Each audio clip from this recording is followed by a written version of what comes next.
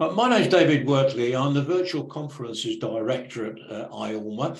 I've always had a strong interest in the impact of technology on business and society. And today it's my great pleasure to have a conversation with David Smith, who's a futurist. And he just released his latest paper called The Intelligent Era, which looks at what's hot in technology 2023.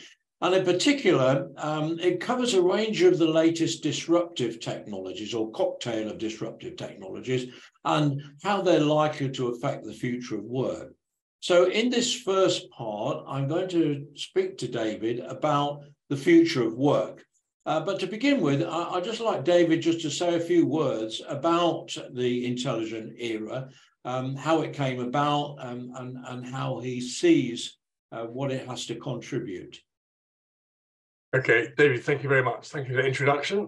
Yeah, I'm delighted to talk to you specifically about the future of work, jobs, tasks, roles, if you like, in this next while. But first of all, thinking about these sort of eras of technology since 1950s when digital technology emerged.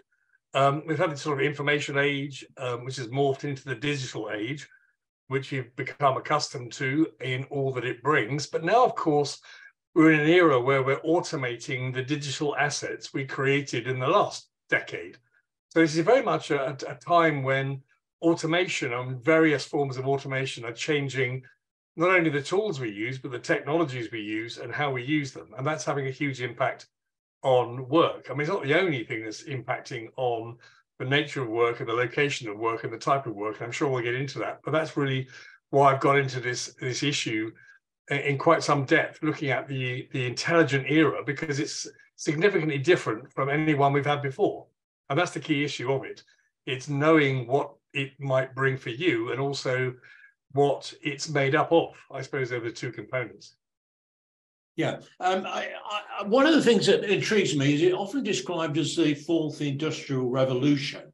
When I look back at previous industrial revolutions, going back to the very first industrial revolution, this was an era where people who'd spent their life developing skills, particularly weavers, for example, suddenly saw their jobs replaced by this new steam age era and weaving looms, etc.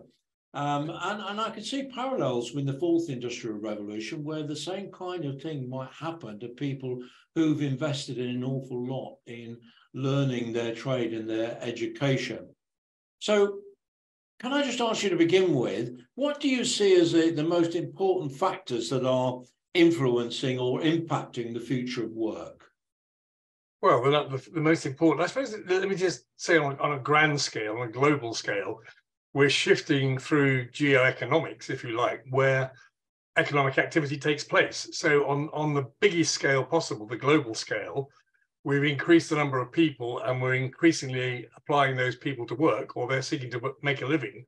And of course, that economic activity is taking place elsewhere in the world. I mean, I think we're seeing a shift, if you like, in the consumer end of things from the sort of Western hemisphere to the Eastern hemisphere, as increasingly those people become more economically active, making a living and spending that living. So we've shifted where economic activity takes place quite dramatically, and we've backfilled a lot of that with increasing automation in industrialized societies. In if you like, use that pejorative term, first world societies. We're increasing our output by using more machines and technology and robotics and automation and automated processes to backfill the cost of labor, to reduce the cost of activity, to compete with these newer low-cost establishments or areas of the world. But what I would say, you know, to your point about these sort of weavers and loom makers, I think it's William Lee about 1585. He created the stocking making machine, and Queen Elizabeth I refused to give him a patent because it would make her subjects impoverished and make them beggars.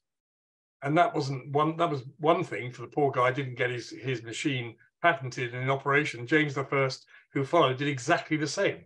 And of course, the Luddites, and we all know what they were fighting for, the wool and cotton mills. So we often, you know, we tend not to want to embrace technology that has a direct threat on our work, and that's where we've sort of arrived at right now. So looking at geopolitics and the previous industrial revolutions, if you look at the first industrial revolution, that really, the origins of that were in the United Kingdom with the steam age.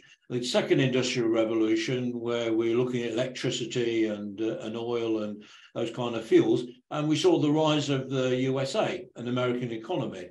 And since then, as wealth has increased, we've seen Europe getting a bigger and bigger role. So do you see now from a geopolitical point of view that the power shift is moving towards China and Southeast Asia?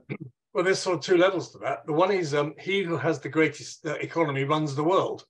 You know, the British Empire did it for quite a while. Obviously, the Greeks and Romans before that, but the British Empire in the industrial era, and then the US increasingly around the world, and we're coming to the end of that era.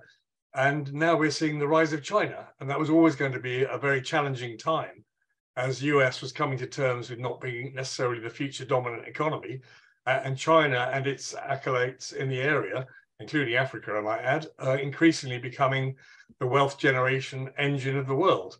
So there is a massive conflict, and there is a huge shift, and that's really why we're seeing this huge growth in technology being important to backfill what could be population-driven GDP growth, which is now machine-driven GDP growth. I mean, if I put it in context, the top 5 IT companies, the usual, the Amazon, the Googles, etc. of the world, their GDP last year was more than the bottom 110 countries of the world. So, and they're all American. So there is a conflict going on between the US and technology and the China and populations, and that's even now changing as well.